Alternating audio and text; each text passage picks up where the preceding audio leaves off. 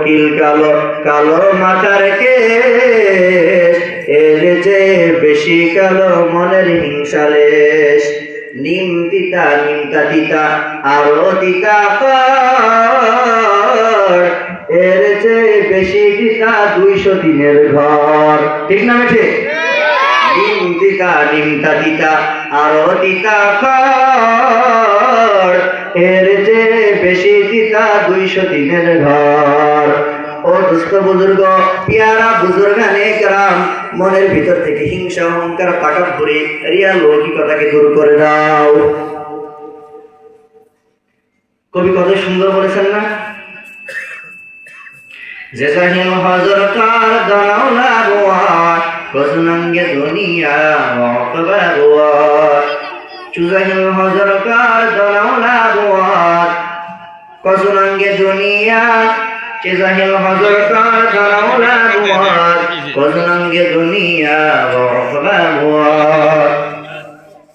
এজন্য মনের হিংসা, মনের নিজেকে বড় মনে করা, এই সমস্ত বিষয় বাদ দিয়ে আপনি সামনে এগিয়ে আসবেন। আল্লাহ রাসূল একদিন ওয়াজ করতেছেন, নসিহত করতেছেন, হঠাৎ বলেন আকদিম, সামনে আগে এসে এরকম বলেন আকদিম।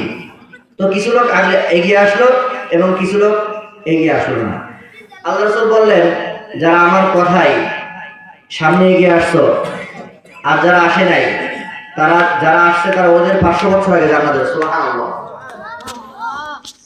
এই কথা শুনে কিছু মানুষ আগে আসলো, মানে ফজিলত শুনে কিছু মানুষ এগিয়ে আসলো। আল্লাহ রাসূল বললেন, যারা ফজিলত শুনে এগিয়ে আসছো আর যারা আসে নাই, তাদের থেকে এরা 500 বছর আগে জান্নাত যাবে। বলেন সুবহানাল্লাহ। সুবহানাল্লাহ।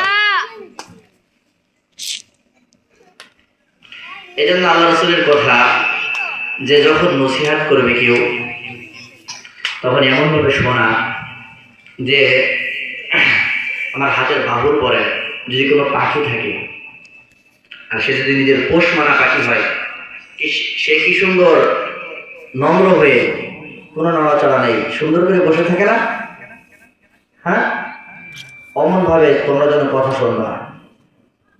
চাহনিটা থাকবে বক্তার দিকে, অন্তরটা থাকবে আল্লাহর দিকে। খাশিয়াতুল্লাহ। আল্লাহ পাক রব্বুল আলামিন আমাদেরকে অন্তরের দিল দ্বারা কোরআন এবং হাদিসের বক্তব্য শোনার তৌফিক দান করেন। ওয়া তাওফীকি ইল্লা বিল্লাহ। তো আমি যে আয়াত পড়েছি, আয়াতের সারসংক্ষেপ হলো, আয়াত এবং হাদিস পড়েছি, এর সারসংক্ষেপ হলো যে মানুষের জান্নাতে যেতে গেলে 2টি কাজ আবশ্যক।